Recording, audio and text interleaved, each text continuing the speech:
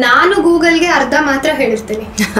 ಆ ಅರ್ಧದ ಆನ್ಸರ್ಗೆ ಗೂಗಲ್ ಕೊಡುತ್ತೆ. ಗೂಗಲ್ ಏನೋ ಇಷ್ಟು ಕ್ಯಾಲರಿ ತಿನ್ಬೇಕು, ಅಥವಾ ನೀನಿಷ್ಟು ಗ್ರಾಮ್ ಪ್ರೋಟೀನ್ ತಿನ್ಬೇಕು, ನೀನಿಷ್ಟು ಗ್ರಾಮ್ ಕಾರ್ಬೋಹೈಡ್ರೇಟ್ ತಿನ್ಬೇಕು, ಏನೋ ಗೂಗಲ್ ಕೊಡುತ್ತೆ. ಬಟ್ ನನ್ನ ಬಾಡಿಗೆ ಅಷ್ಟೇ ಸಾಕ, ಅದಕ್ಕಿಂತ ಎಕ್ಸ್ಟ್ರಾ ಅವಶ್ಯಕತೆ ಇದೆಯಾ ಅದನ್ನ ನಾನು ತಿಳ್ಕೊಬೇಕು. That is called nourishment. ಆ ನರಿಶ್ಮೆಂಟ್ನ ನಾನು ಸುಮ್ಮನೆ ಗೂಗಲಲ್ಲಿ ಚೆಕ್ ಮಾಡ್ಕೋತೀನಿ, ಅಥವಾ ನನಗೆ ಯಾರೋ ಹೇಳಿದ್ರು ನಾನು ಸುಮ್ಮನೆ ಟ್ರೈ ಮಾಡ್ತಾ ಹೋಗ್ತೀನಿ, ಅದು ಹಂಗಾಗಲ್ಲ.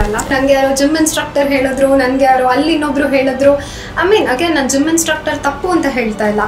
So protein has become so fancy these days. Exactly. ಎಲ್ಲರೂ ಬರೀ ಪ್ರೋಟೀನ್ ಬಗ್ಗೆ ಹೇಳ್ತಾ ಇರ್ತಾರಲ್ವಾ. ಪ್ರೋಟೀನ್ ಏನು the most under rated nutrient ಅಂತ ಹೇಳ್ಬೋದು. ಯಾರಿಗೂ ಬೇಕಿಲ್ಲ ಅಂದ್ರೆ ಫೈಬರ್ ಅಂದ್ರೆ ತರಕಾರಿ ತಿನ್ನೋ ಸಾಕು ಅಷ್ಟೇ. ಏನ್ ತರಕಾರಿ ಅಂದ್ರೆ ಒಂದು ಬಟ್ಲಷ್ಟು ಬೀನ್ಸ್ ಪಲ್ಯ ದಿನ ತಿಂದ್ರೆ ಫೈಬರ್ ಸಿಕ್ತು. ಪ್ರತಿಯೊಂದು ಮೀಲಲ್ಲಿ ಬೆಳಗಿನ ತಿಂಡಿ, ಮಧ್ಯಾಹ್ನದ ಊಟ, ರಾತ್ರಿ ನಾನೇನು ಊಟ ಅಥವಾ ತಿಂಡಿ ಏನು ಮಾಡ್ತೀನಿ, ಪ್ರತಿಯೊಂದು ಮೀಲಲ್ಲೂ ಫೈಬರ್ನ ಇನ್ಕಾರ್ಪೊರೇಟ್ ಮಾಡೋದು ಅಥವಾ ಸೇರಿಸ್ಕೊಳ್ಳೋದು ತುಂಬಾ ಇಂಪಾರ್ಟೆಂಟ್. ಇಸ್ ಇಟ್ ಲೈಕ್ ಹಸಿದು ತಿಂದ್ರೆ ಜಾಸ್ತಿ ಫೈಬರ್ ಇದೆ ಅಥವಾ ಬೇಯಿಸ್ಬಿಟ್ರೆ ಕಡಿಮೆ ಆಗ್ಬಿಡುತ್ತೆ, ಆ ಥರ ಏನಾರ ಕಾನ್ಸೆಪ್ಟ್ ಇದೆಯಾ?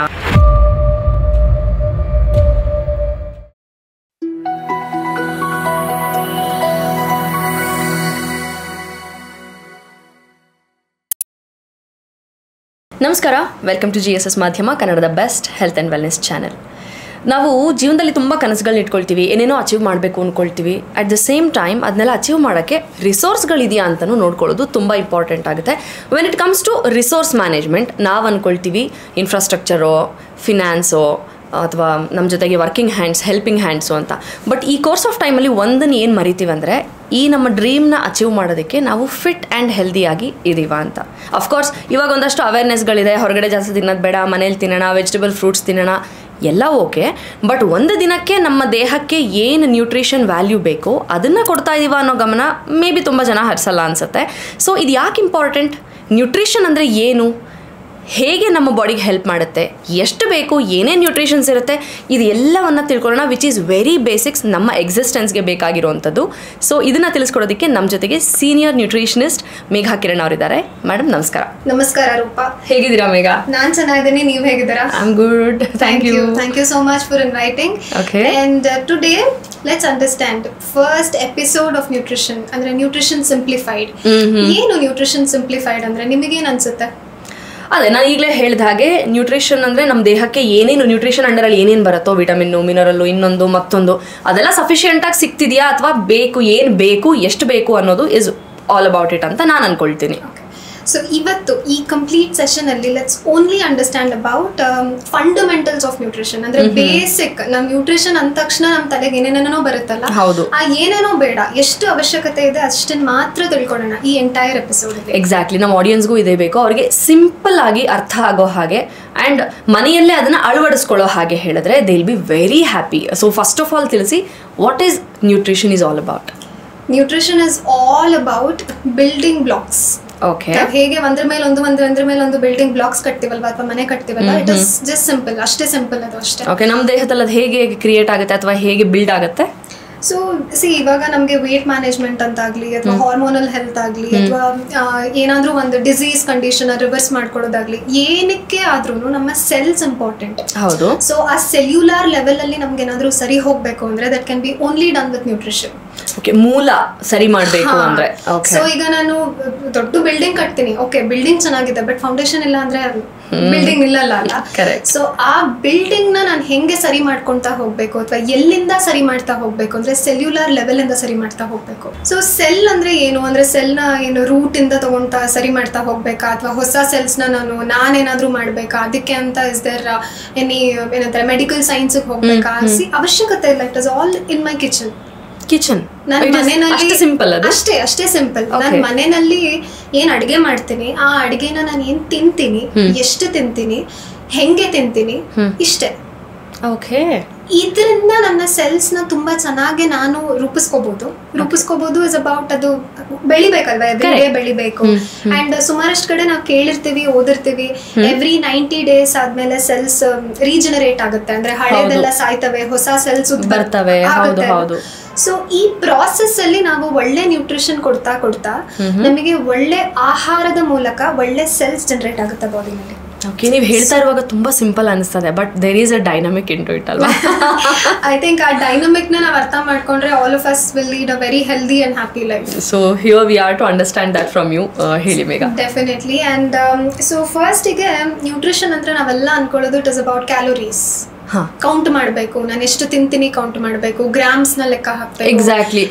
ಮನುಷ್ಯನಿಗೆ ದಿನಕ್ಕೆ ಇಷ್ಟು ಗ್ರಾಮ್ಸ್ ಪ್ರೋಟೀನ್ ಬೇಕು, ಇಷ್ಟು ಗ್ರಾಮ್ ಕಾರ್ಬ್ಸ್ ಬೇಕು, ಇಷ್ಟು ಗ್ರಾಮ್ಸ್ ಫೈಬರ್ಸ್ ಬೇಕು is what we understand. Simple ಆಗಿ ಗೂಗಲ್ ಅಲ್ಲಿ ಹುಡುಕ್ತಿವಿ ಅಷ್ಟೇ. ಗೂಗಲ್ಗೆ ನಾವ್ ಎಷ್ಟು ಕೊಟ್ಟಿರ್ತೀವೋ ಅಷ್ಟೇ ಗೂಗಲ್ ಆನ್ಸರ್ ಕೊಡೋಕ್ಕಾಗತ್ತೋ. ನಾವ್ ಎಷ್ಟೊಂದ್ಸಲ ಹೇಳ್ತೀವಿ, ನಾನು ಕೂಡ ಎಷ್ಟೊಂದ್ಸಲ ಹೇಳ್ತೀನಿ, ಗೂಗಲ್ ಅಲ್ಲಿ ನೀವೆಲ್ಲ ಹುಡುಕ್ಬೇಡಿ, ಗೂಗಲ್ ಅಲ್ಲಿ ನೋಡ್ಕೊಂಡ್ ಬಂದು ನನ್ನ ಹತ್ರ ಮಾತಾಡ್ಬೇಡಿ. ಗೂಗಲ್ ಅಲ್ಲಿ ಹುಡುಕ್ಬೇಡಿ ಅಂದ್ರೆ ಉದ್ದೇಶ ಗೂಗಲ್ ತಪ್ಪು ಹೇಳ್ತಾ ಇದೆ ಅಂತಲ್ಲ. ನಾನು ಗೂಗಲ್ಗೆ ಅರ್ಧ ಮಾತ್ರ ಹೇಳಿರ್ತೀನಿ, ಆ ಅರ್ಧದ ಆನ್ಸರ್ಗೆ ಗೂಗಲ್ ಕೊಡುತ್ತೆ. ಗೂಗಲ್ ಏನೋ ಇಷ್ಟು ಕ್ಯಾಲೋರಿ ನೀ ತಿನ್ಬೇಕು, ಅಥವಾ ನೀನ್ ಇಷ್ಟು ಗ್ರಾಮ್ ಪ್ರೋಟೀನ್ ತಿನ್ಬೇಕು, ನೀನ್ ಇಷ್ಟು ಗ್ರಾಮ್ ಕಾರ್ಬೋಹೈಡ್ರೇಟ್ ತಿನ್ಬೇಕು, ಏನೋ ಗೂಗಲ್ ಕೊಡುತ್ತೆ. ಬಟ್ ನನ್ನ ಬಾಡಿಗೆ ಅಷ್ಟೇ ಸಾಕ, ಅದಕ್ಕಿಂತ ಎಕ್ಸ್ಟ್ರಾ ಅವಶ್ಯಕತೆ ಇದೆಯಾ ಅದನ್ನ ನಾನು ತಿಳ್ಕೊಬೇಕು. That is called nourishment. Very important. So ಆ ನರಿಶ್ಮೆಂಟ್ ನಾನು ಸುಮ್ಮನೆ ಗೂಗಲ್ ಅಲ್ಲಿ ಚೆಕ್ ಮಾಡ್ಕೋತೀನಿ, ಅಥವಾ ನನ್ಗೆ ಯಾರೋ ಹೇಳಿದ್ರು ನಾನು ಸುಮ್ಮನೆ ಟ್ರೈ ಮಾಡ್ತಾ ಹೋಗ್ತೀನಿ, ಅದು ಹಂಗಾಗಲ್ಲ ಅಲ್ಲ. ಸೊ ಆ ನರಿಶ್ಮೆಂಟ್ ನ ಅರ್ಥ ಮಾಡ್ಕೋಬೇಕು ಅಂದ್ರೆ ಕೆಲವೊಂದು ಬೇಸಿಕ್ ಕಾಂಪೊನೆಂಟ್ಸ್ ಹೇಳದ್ನಲ್ಲ, ನಮ್ಮ ಕಿಚನ್ ಅಲ್ಲೇ ಇರುತ್ತೆ ಅದೆಲ್ಲ ಅಂತ, ಅದನ್ನ ಅರ್ಥ ಮಾಡ್ಕೊಳ್ಳೋಣ.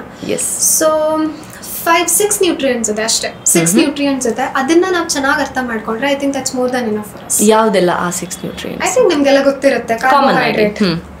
ಏನ್ ಕಾರ್ಬೋಹೈಡ್ರೇಟ್ ಅಂದ್ರೆ ನಾವು ಕೇಳಿದ್ವಿ, ನಿಮ್ಮಷ್ಟು ಕಾರ್ಬೋಹೈಡ್ರೇಟ್ ನ ಟೆಕ್ನಿಕಲ್ ಆಗಿ ಎಕ್ಸ್ಪ್ಲೈನ್ ಮಾಡಕ್ ಬರ್ದೆ ಹೋದ್ರು, ಅನ್ನದಲ್ಲಿ ಕಾರ್ಬೋಹೈಡ್ರೇಟ್ ಇರುತ್ತೆ which gives us that component ಅಂತ ಜನರಲ್ ಆಗಿ ಜನರಿಕ್ ಆಗಿ ಎಲ್ರಿಗೂ ಗೊತ್ತಿರುತ್ತೆ ಅಷ್ಟೇ. That is carbohydrate. ಸೊ ನಾನು ತಿನ್ನೋ ಪ್ರತಿಯೊಂದು ಆಹಾರ, ಅಕ್ಕಿ, ಗೋಧಿ, ರಾಗಿ, ಜೋಳ, ನನ್ನ ತರಕಾರಿಗಳು, ಕಾಳುಗಳು, ಮಾಂಸ ತಿನ್ನೋರಿಗೆ ಮಾಂಸ, ಅಥವಾ ಏನಾದ್ರೂ ತುಪ್ಪ ತಿಂತೀನಿ, ಬೆಣ್ಣೆ ತಿಂತೀನಿ, ಏನೇ ತಿಂದ್ರು ಅದ್ರಲ್ಲಿ ಕಾರ್ಬೋಹೈಡ್ರೇಟ್ ಇದ್ದೇ ಇದೆ. ಸೊ ನಮ್ಮ ಜನ ಏನ್ ಅನ್ಕೊಂತಾರೆ, ನನ್ಗೂ ಪ್ರಾಬಬಲಿ ನಾನು ಇದ್ರ ಬಗ್ಗೆ ಆಳವಾಗಿ ಇಳಿಯಕ್ ಮುಂಚೆ ಅಥವಾ ಓದಕ್ ಮುಂಚೆ, ಕಲೀಲಿಕ್ ಮುಂಚೆ ನಾನು ಏನ್ ಅನ್ಕೊಂಡಿದ್ದೆ, ಕಾರ್ಬೋಹೈಡ್ರೇಟ್ ಅಂದ್ರೆ ಅಕ್ಕಿ, ಅನ್ನ ತಿನ್ನೋದು ಇಸ್ ಕಾರ್ಬೋಹೈಡ್ರೇಟ್ ತಿಂತಾ ಇದೀನಿ ನಾನು. ಇಲ್ಲ, ನಾನು ಏನ್ ತಿಂದ್ರು ಕಾರ್ಬೋಹೈಡ್ರೇಟ್ ಇದ್ದೇ ಇರುತ್ತೆ, ಎಷ್ಟು ಪ್ರಮಾಣದಲ್ಲಿ ಇರುತ್ತೆ. ಸೊ ಆ ಪ್ರಮಾಣ ಅರ್ಥ ಮಾಡ್ಕೊಳ್ಳೋದಕ್ಕೆ ನಮ್ಗೆ ತುಂಬಾ ಟೈಮ್ ಬೇಕಾಗುತ್ತೆ, ಒಂದೇ ಸಲಕ್ಕೆ ನಾವು ಅರ್ಥ ಮಾಡ್ಕೊಳಕ್ ಆಗಲ್ಲ. ಸೊ ಕಾರ್ಬೋಹೈಡ್ರೇಟ್ಸ್ ಅಲ್ಲಿ ನಮಗೆ ಏನ್ ಒಳ್ಳೇದು, ಸಮಥಿಂಗ್ ದಟ್ ಇಸ್ ಹೋಲ್, ಅಂದ್ರೆ ನಮ್ಗೆ ಕಂಪ್ಲೀಟ್ ಫುಡ್ ಅಂತ ಮಾಡುತ್ತಲ್ಲ, ಅದೆಲ್ಲ ಒಳ್ಳೇದು. ಸೊ ಎಷ್ಟು ತಿನ್ಬೇಕು ಆ ಪ್ರಮಾಣನ ನಿಧಾನಕ್ಕೆ ಅರ್ಥ ಮಾಡ್ಕೊಂಡು ಹೋಗೋಣ. ಸೊ ಟು ಕ್ಯಾಟಗರೈಸ್, ನಮ್ಮ first nutrient carbohydrate. Next comes the new fancy, ಇವಾಗ ಎಲ್ಲಾರ ಬಾಯಲ್ಲೂ ಬರ್ತಾ ಇರುತ್ತೆ. Would you want to guess it? Protein. ಅಷ್ಟೇ. Everybody knows about it, everybody wants to know about it. ನಾನು ಹಿಂಗ್ ತಗೊಂಡೆ, ನಂಗೆ ಯಾರೋ ಜಿಮ್ ಇನ್ಸ್ಟ್ರಕ್ಟರ್ ಹೇಳಿದ್ರು, ನನ್ಗೆ ಯಾರೋ ಅಲ್ಲಿ ಇನ್ನೊಬ್ರು ಹೇಳಿದ್ರು. ಐ ಮೀನ್ ಅಗೇನ್ ನಾನು ಜಿಮ್ ಇನ್ಸ್ಟ್ರಕ್ಟರ್ ತಪ್ಪು ಅಂತ ಹೇಳ್ತಾ ಇಲ್ಲ. So protein has become so fancy these days. Exactly. ಎಲ್ಲರೂ ಬರೀ ಪ್ರೋಟೀನ್ ಬಗ್ಗೆ ಹೇಳ್ತಾ ಇರ್ತಾರಲ್ವಾ. ಪ್ರೋಟೀನ್ ಏನು? That is my primary building block. ನಾನು ಏನೇ ನನ್ನ ಬಾಡಿನಲ್ಲಿ ಬೆಳಿಬೇಕು ಅಂತ ಹೇಳಿದ್ರು ನನಗೆ ಕಾರ್ಬೋಹೈಡ್ರೇಟ್ನ ಹೇಗೆ ಬೇಸಿಕ್ ಎನರ್ಜಿ ಫ್ಯೂಯಲ್ ಅಂತ ಹೇಳ್ತೀನಿ, protein is my building block. So ನನ್ನ ಸೆಲ್ಸ್ ಜನರೇಟ್ ಆಗೋದಕ್ಕೆ, ನನ್ನ ಕೂದಲು ಚೆನ್ನಾಗಿ ಬೆಳೆಯೋದಕ್ಕೆ, ನನ್ನ ಸ್ಕಿನ್ ಚೆನ್ನಾಗಿರೋದಕ್ಕೆ, ನನ್ನ ಬಾಡಿ ಫಂಕ್ಷನಿಂಗ್ ಚೆನ್ನಾಗಾಗೋದಕ್ಕೆ, ಸ್ವಲ್ಪ ಇಂಗ್ಲಿಷಲ್ಲಿ ಹೇಳ್ಬೇಕಂದ್ರೆ ಮೆಟಬಾಲಿಸಮ್ ಚೆನ್ನಾಗಾಗಬೇಕು, ಇದೆಲ್ಲದಕ್ಕೂ ಪ್ರೋಟೀನ್ ಅವಶ್ಯಕತೆ ಇದೆ. ಸೊ ಎಲ್ಲಿಂದ ನಂಗೆ ಹೆಲ್ಪ್ ಮಾಡುತ್ತೆ ಪ್ರೋಟೀನ್? ಸೆಲ್ಯುಲರ್ ಲೆವೆಲ್ ಇಂದ ಹೆಲ್ಪ್ ಮಾಡುತ್ತೆ. ಸೊ ಯಾವ್ದ್ರಲ್ಲೆಲ್ಲ ಪ್ರೋಟೀನ್ ಸಿಗುತ್ತೆ? ಅಗೇನ್ ನಾನು ತಿನ್ನೋ ಎಲ್ಲಾ ಆಹಾರದಲ್ಲೂ ಸಿಗುತ್ತೆ. ಜಾಸ್ತಿ ನನಗೆ ಸಿಗಬೇಕು, ಫುಡ್ ಸೋರ್ಸಸ್ ಅಲ್ಲೇ ಸಿಗಬೇಕು ಅಂತ ಹೇಳಿದ್ರೆ ನನಗೆ ಕಾಳುಗಳಲ್ಲಿ ಸಿಗುತ್ತೆ, ಬೇಳೆಗಳಲ್ಲಿ ಸಿಗುತ್ತೆ, ಮತ್ತು ಪನ್ನೀರಲ್ಲಿ ಸಿಗುತ್ತೆ, ಆಮೇಲೆ ಎಗ್ಸಲ್ಲಿ ಸಿಗುತ್ತೆ, and chicken or non veg ಆಪ್ಷನ್ಸಲ್ಲಿ ಅಗೇನ್ ಕ್ಯಾಟಗರೀಸ್ ಇರುತ್ತೆ. ರೈಟ್. ಸೊ ಇವೆಲ್ಲವೂ ಪ್ರೋಟೀನ್ ಸೋರ್ಸಸ್. ಸೊ ನನಗೆ ಡೈರೆಕ್ಟ್ ಆಗಿ ಪ್ರೋಟೀನ್ ಅಂದ ತಕ್ಷಣ ನಾನು ಮಾರ್ಕೆಟಿಗೆ ಹೋಗಿ ತೊಗೊಂಡು ಬರಬೇಕು ಅನ್ನೋ ಅವಶ್ಯಕತೆ ಇಲ್ಲ. ನಾನು ತಿನ್ನೋ ಆಹಾರದಲ್ಲೇ, ನನ್ನ ಅಡುಗೆ ಮನೆಯಲ್ಲಿ ಖಂಡಿತ ಇದೆ ಇದು. ರೈಟ್. ಸೊ ಅದನ್ನ ನಾನು ತಿಂತಾ ಇದ್ದೀನ ದಿನ ಅನ್ನೋ ಕ್ವೆಶ್ಚನ್ ಎಲ್ಲರೂ ಅವ್ರವರಿಗೆ ಹಾಕೋಬೇಕಾದ್ರೆ. ಎಕ್ಸಾಕ್ಟ್ಲಿ. ಏನು ಮೂರನೇ nutrient? Fibre. Okay, fibre I think the most under rated nutrient ಅಂತ ಹೇಳ್ಬೋದು. ಯಾರಿಗೂ ಬೇಕಿಲ್ಲ ಅಂದ್ರೆ ಫೈಬರ್ ಅಂದ್ರೆ ತರಕಾರಿ ತಿನ್ನೋ ಸಾಕು ಅಷ್ಟೇ. ಏನ್ ತರಕಾರಿ ಅಂದ್ರೆ ಒಂದು ಬಟ್ಲಷ್ಟು ಬೀನ್ಸ್ ಪಲ್ಯ ದಿನ ತಿಂದ್ರೆ ಫೈಬರ್ ಸಿಗುತ್ತಲ್ವಾ? ಸೊ ಯಾಕೆ fibre is an underrated nutrient ಅಂತ ಹೇಳ್ತೀವಿ, ಅಥವಾ ಯಾಕೆ why is it so underrated ಅಂದ್ರೆ ನಮ್ಗೆ ಯಾರಿಗೂ ಅರ್ಥನೇ ಆಗಲ್ಲ. ಈಗ ನಾನು ಪ್ರೋಟೀನ್ ತಿನ್ಬೇಕು, ಕಾರ್ಬೋಹೈಡ್ರೇಟ್ ತಿನ್ಬೇಕು, ಕೆಲವೊಂದು ತಿನ್ಬಾರ್ದು ಅನ್ನೋ ಲಿಸ್ಟ್ ಮಾತ್ರ ಹಾಕೋತೀನಿ. ಫೈಬರ್ ತಿಂದಿಲ್ಲ ಅಂದ್ರೆ ಏನಾಗುತ್ತೆ ಅನ್ನೋದನ್ನ ಅರ್ಥನೇ ಮಾಡ್ಕೊಳ್ಳಲ್ಲ. ಸೊ ನನ್ನ ಡೈಜೆಷನ್ ತುಂಬಾ ಸ್ಲೋ ಡೌನ್ ಆಗುತ್ತೆ ನಾನು ಕರೆಕ್ಟ್ ಆಗಿ ಫೈಬರ್ ಕೊಟ್ಟಿಲ್ಲ ಅಂದ್ರೆ. ಸೊ ನಮ್ಮ RDA ಪ್ರಕಾರ ಅಂದ್ರೆ ರೆಕಮೆಂಡೆಡ್ ಡಯಟರಿ ಅಲೋವೆನ್ಸಸ್ ಪ್ರಕಾರ ಇಂಡಿಯನ್ ಪಾಪ್ಯುಲೇಷನ್ ಗೆ ಒಂದಿಷ್ಟು ಡಿವೈಡ್ ಆಗಿದೆ, ಇಷ್ಟು ಫೈಬರ್ ಅವ್ರು ಕೊಡ್ಲೇಬೇಕು. Again category wise, age wise, ಇಂತ ಏಜ್ ಗ್ರೂಪ್ ಅವರಿಗೆ ಹೌದು, ಮೇಲ್ ಎಷ್ಟು ತಗೋಬೇಕು, ಫಿಮೇಲ್ ಎಷ್ಟು ತಗೋಬೇಕು, ಮಕ್ಳಿಗೆ ಎಷ್ಟು ತಗೋಬೇಕು, ಪ್ಯೂಬರ್ಟಿಲಿರೋ ಮಕ್ಳಿಗೆ ಇಷ್ಟು, ಅಥವಾ ಪ್ರೆಗ್ನೆಂಟ್ ಲ್ಯಾಕ್ಟೇಟಿಂಗ್ ಅವರಿಗೆ ಬೇರೆ ತರ, ಅಥವಾ new mother 1 or 2 years duration ಅಲ್ಲಿ ಇರ್ತಾರಲ್ಲ ನ್ಯೂ ಮದರ್ಸ್ಗೆ ಬೇರೆ ತರ, ಮೆನೋಪಾಸ್ ಟೈಮ್ ಅಲ್ಲಿ ಬೇರೆ ತರ, ಓಲ್ಡ್ ಏಜ್ ಟೈಮ್ ಅಲ್ಲಿ ಬೇರೆ ತರ. ಸೊ ನಮ್ಮ ರೆಕಮೆಂಡೆಡ್ ಡಯಟರಿ ಅಲೋವೆನ್ಸಸ್ ಅಲ್ಲಿ ಇದೆಲ್ಲ ಆಲ್ರೆಡಿ ಇದೆ. ಸೊ ನಾವು ಯಾವ್ದಂದ್ರೆ ಅದನ್ನ ಯೂಸ್ ಮಾಡಕ್ಕಾಗಲ್ಲ. ನಮ್ಗೆ ರೆಕಮೆಂಡೆಡ್ ಡಯಟರಿ ಅಲೋವೆನ್ಸ್ ಅಂದ್ರೆ ನಮ್ಮ ಇಂಡಿಯನ್ ಪಾಪ್ಯುಲೇಷನ್ ಗೆ ಮಾಡಿರೋ RDA ಮಾತ್ರ ನಮ್ಗೆ ಇಂಪಾರ್ಟೆಂಟ್. ಸೊ ಅದರಲ್ಲಿ ತುಂಬಾ ಕ್ಲಿಯರ್ ಆಗಿ ಎಕ್ಸ್ಪ್ಲೈನ್ ಮಾಡ್ತಾರೆ ಕೂಡ. ಅಂಡ್ ನಮಗೂ ತುಂಬಾ ಚೆನ್ನಾಗಿ ಗೊತ್ತಿರುತ್ತೆ, ಫೈಬರ್ ತಿಂದ್ರೆ ನಾರಿನಾಂಶ ಸಿಗುತ್ತೆ. ನಾರಿನಾಂಶ ಕೊಟ್ಟಾಗ ಏನಾಗುತ್ತೆ, ಡೈಜೆಷನ್ ಸ್ಲೋ ಆಗುತ್ತೆ, ಜಾಸ್ತಿ ಆಗುತ್ತೆ, ಮೇ ಬಿ ನಮ್ಮಲ್ಲಿರೋ ಫ್ಯಾಟ್ ಕೊಲೆಸ್ಟ್ರಾಲ್ ಎಲ್ಲ ಅದರಲ್ಲಿ ಯೂಸ್ ಆಗುತ್ತೆ ಆ ಪ್ರಾಸೆಸ್ ಅಲ್ಲಿ. Very simple.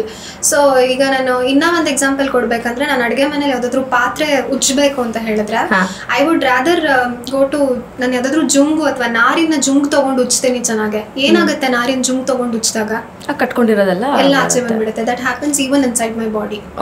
ಸೊ ಅಷ್ಟು ಫೈಬರ್ ನಾನು ಕೊಡ್ಲೇಬೇಕು. ಅಂಡ್ ಆ ಫೈಬರ್ ಕೊಟ್ಟಾಗ ನಾರಿನ ಅಂಶ ನನಗೆ ಗೊತ್ತಾಗ್ದಿರಾನೆ ನನ್ನ ಬಾಡಿನಲ್ಲಿರೋ ಎಲ್ಲಾ ವೇಸ್ಟ್ ಮೆಟೀರಿಯಲ್ಸ್ ನ ಆಚೆ ತಗೊಂಡ್ಬರುತ್ತೆ. ಬ್ಯೂಟಿಫುಲ್.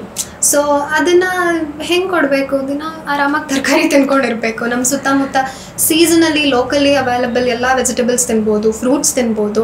ಆಮೇಲೆ ನಮ್ಗೆ ಎಲ್ಲಾ ತರ ಸೊಪ್ಪುಗಳು ಸಿಗುತ್ತೆ. ಒಂದೊಂದ್ ಸೊಪ್ಪಲ್ಲಿ ಅದರದೇ ಆದ ಮಹತ್ವಗಳಿರುತ್ತೆ, ವಿಶೇಷತೆಗಳಿರುತ್ತೆ. ಆ ಸೊಪ್ಪುಗಳನ್ನ ತಿನ್ಬೋದು ನಾವು. ಸೊ ಇದೆಲ್ಲದ್ರಲ್ಲೂ ಫೈಬರ್ ಇದೆ. ಸೊ ಬೀನ್ಸ್ ಮಾತ್ರ ಏನಿಲ್ಲ ಅಂದ್ರೆ, ಬೀನ್ಸ್ ಎಕ್ಸಾಂಪಲ್ ಆಗಿ ತಗೊಂಡೆ ನಾನು, ಏನ್ ತರಕಾರಿ ಬೇಕಾದ್ರೂ ತಿನ್ಬೋದು. ಪ್ರತಿಯೊಂದು ಮೀಲಲ್ಲಿ ಬೆಳಗಿನ ತಿಂಡಿ, ಮಧ್ಯಾಹ್ನದ ಊಟ, ರಾತ್ರಿ ನಾನೇನು ಊಟ ಅಥವಾ ತಿಂಡಿ ಏನ್ ಮಾಡ್ತೀನಿ, ಪ್ರತಿಯೊಂದು ಮೀಲಲ್ಲೂ ಫೈಬರ್ನ ಇನ್ಕಾರ್ಪೊರೇಟ್ ಮಾಡೋದು ಅಥವಾ ಸೇರಿಸ್ಕೊಳ್ಳೋದು ತುಂಬಾ ಇಂಪಾರ್ಟೆಂಟ್. ಇಸ್ ಇಟ್ ಲೈಕ್ ಹಸಿದು ತಿಂದ್ರೆ ಜಾಸ್ತಿ ಫೈಬರ್ ಇದೆ ಅಥವಾ ಬೇಯಿಸ್ಬಿಟ್ರೆ ಕಡಿಮೆ ಆಗ್ಬಿಡುತ್ತೆ, ಆ ಥರ ಏನಾರ ಕಾನ್ಸೆಪ್ಟ್ ಇದೆಯಾ? Definitely no. ಈಗ ರೂಪ ನಂದೇ ಎಕ್ಸಾಂಪಲ್ ಕೊಡ್ಬೇಕಂದ್ರೆ, ನನಗೆ ಹಸಿ ತರಕಾರಿ ನಂಗೆ ಸೇರಲ್ಲ. ನಂಗೆ ಬೀಟ್ರೂಟ್ ನ ಹಸಿ ತಗೊಂಬಂದ್ ಕೊಟ್ರೆ ನಾನು ತಿನ್ನಲ್ಲ. ಸೌತೆಕಾಯಿ ಕೊಟ್ರೆ ನಂಗೆ ದಿನ ಸೌತೆಕಾಯಿನ ಅನ್ಸುತ್ತೆ.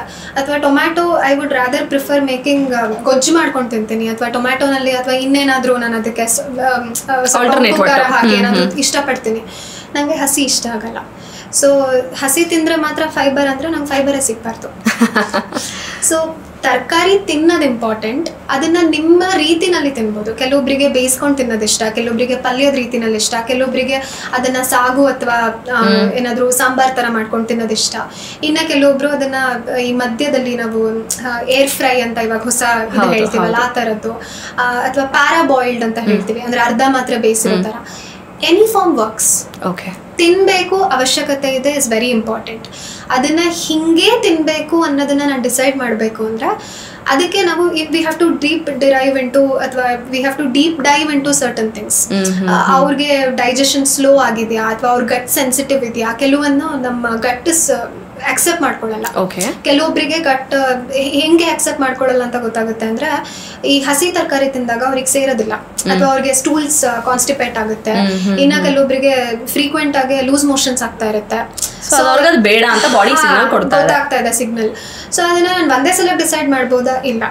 ಸೊ ಅದಕ್ಕೆ ಸ್ವಲ್ಪ ಟೈಮ್ ಬೇಕಾಗುತ್ತೆ ನಮ್ಗೆ. ನನ್ನ ಬಾಡಿಗೆ ಯಾವ ತರ ಸೂಟ್ ಆಗುತ್ತೆ, ಹಸಿ ಸೂಟ್ ಆಗುತ್ತಾ, ಬೇಸಿರೋದ್ ಸೂಟ್ ಆಗುತ್ತಾ, ಅಥವಾ ಬೇಸಿರೋದ್ರಲ್ಲಿ ಇಷ್ಟೇ ತಗೋಬೋದಾ, ಅದನ್ನ ನಾವು ನಿಧಾನಕ್ಕೆ ಅರ್ಥ ಮಾಡ್ಕೊಳ್ತಾ ಹೋಗ್ಬೋದು. ಅಂಡ್ ಅಗೇನ್ ಅದಕ್ಕೆ ನಾನು ಹೇಳಿದ್ದು it is the most under rated one. ಅಂದ್ರೆ ತುಂಬಾ ತಿಳ್ಕೊಬೇಕು ಫೈಬರ್ ಬಗ್ಗೆ. ನಾವ್ ಅದನ್ನ ಸರಿಯಾದ ರೀತಿನಲ್ಲಿ ಎವ್ರಿ ಡೇ ಕೊಡ್ತಾ ಬಂದ್ರೆ ಐ ಥಿಂಕ್ ನಮ್ಮ ಥರ್ಡ್ ನ್ಯೂಟ್ರಿಯೆಂಟ್ ಸ್ಯಾಟಿಸ್ಫೈಡ್ ಆಗಿ ನಮ್ಮ ಬಾಡಿ ಕೊಟ್ಟಿರ್ತೀವಿ. ಎಕ್ಸಾಕ್ಟ್ಲಿ.